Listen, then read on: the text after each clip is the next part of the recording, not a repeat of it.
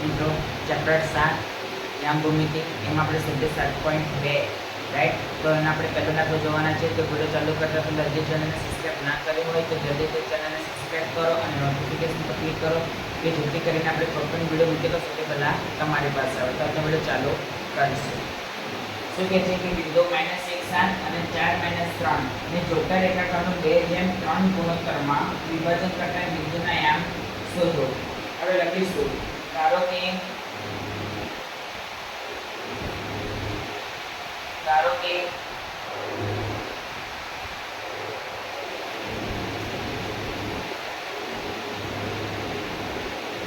BXY એ વિભાજન કરતું બિંદુ છે. કયા ગુણોત્તરમાં વિભાજન કરે? m/n. તો લખીશું કે m/n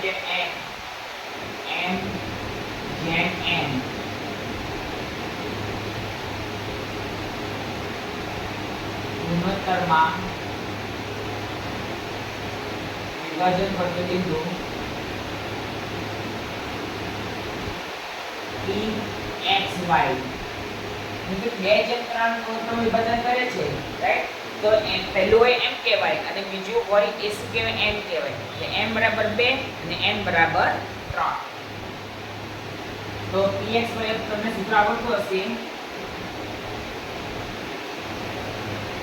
mx2 nx1 m n my2 my1 m n. હવે લખીશું mx2 nx1 m n my2 my1 m n. તો ચલો m 2/3 ગુણોત્તરમાં વિભાજન કરે છે m બરાબર 2. એના નામ આપણને આપેલા છે -1 7 બરાબર a x1 y1 b 4 3 બરાબર b x2 y2. x2 કેટલા છે? 4 plus n 3 x1 -a m 2 plus n 3 અહીંયા પણ m 2 y2 -3 plus n 3 y1 7 છેદમાં 2 વત્તા 3.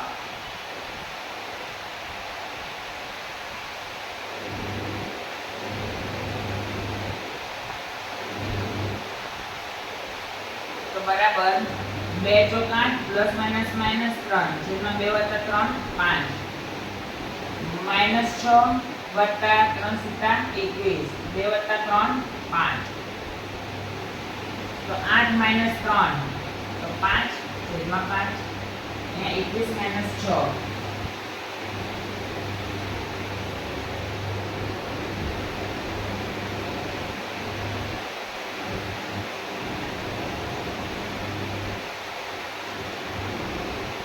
ચલો 21 - 6 15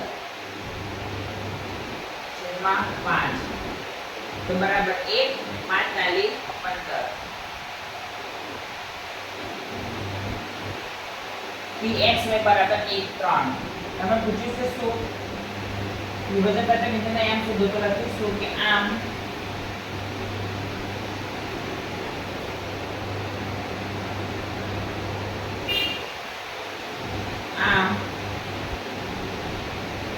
P1 3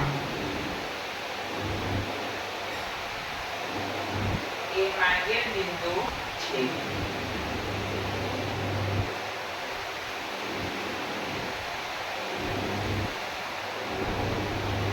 મિત્રો હવે આપણે કયો દાખલો જોઈશું? છઠ્ઠો દાખલો.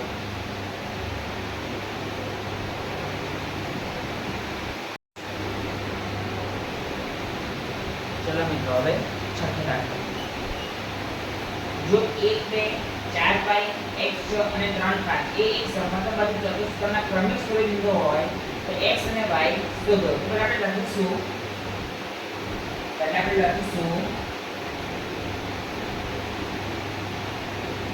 a 1 2 b 4y c x 6 અને d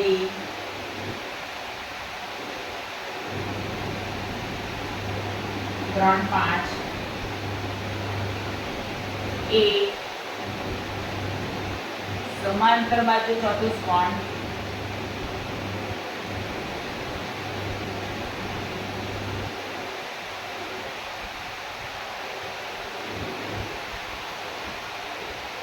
ABCD ના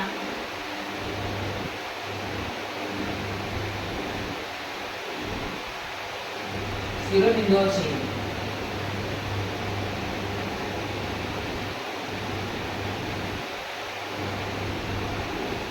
જો હવે ABCD હવે તમને ખબર છે કે AB સમાંતર બાજુ ચતુષ્કોણ હોય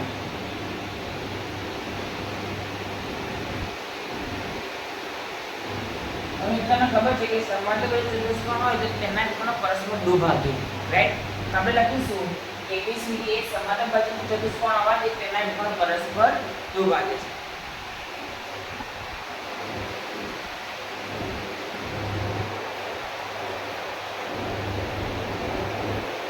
ABCD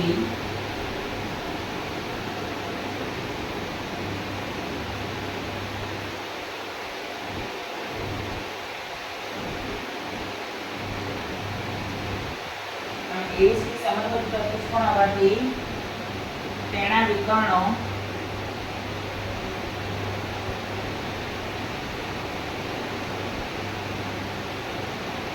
AC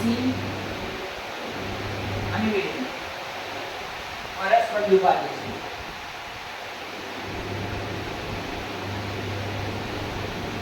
આપણે લખીશું કે AC નું મધ્યબિંદુ બરાબર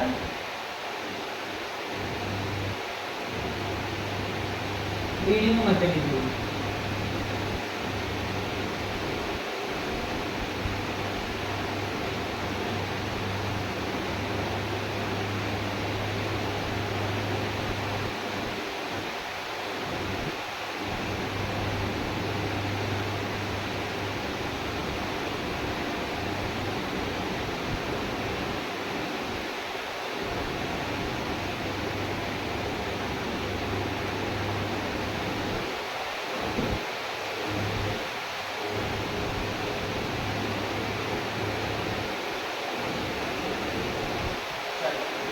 મધ્યબિંદુ બરાબર BD નું મધ્યબિંદુ. તો AC નું મધ્યબિંદુ તો કઈ રીતે બંનેનો સરવાળો ભાગ્યા 2.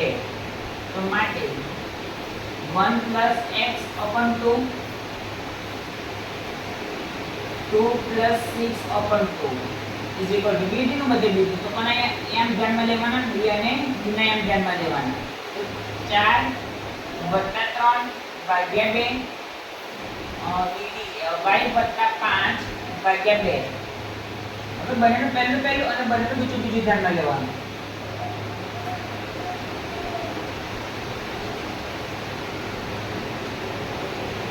તો માટે 1 + x upon 2 6 + 2 8 છેદમાં 2 બરાબર 4 + 3 7 ના છેદમાં 2 y + 5 છેદમાં 2. હવે અહીંથી પહેલું ઉઠાઈશ અને પછી બીજું ઉઠાઈશ. પછી એવું નહીં કરવાનું અહીંથી પહેલું ને અહીંથી બીજું ઉઠાવવાનું, એવું નહીં કરવાનું. અહીંથી પહેલું ઉઠાય તો અહીંથી પણ પહેલું જ ઉઠાવવાનું, અહીંથી બીજું ઉઠાઈએ તો અહીંથી પણ બીજું જ ઉઠાવવાનું.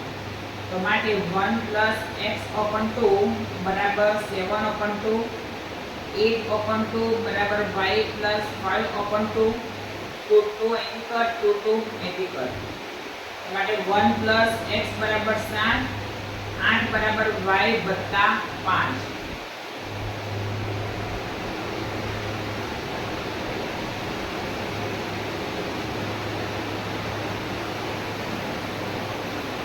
તો માટે આપણે x શોધવાનું છે, રાઈટ? એક x ને શોધવાનો છે.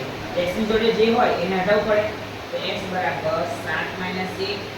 અહીંયા y જોડે શું છે? 5. 5 ને હટાવવું પડે. તો માટે x બરાબર 6, 3 બરાબર y,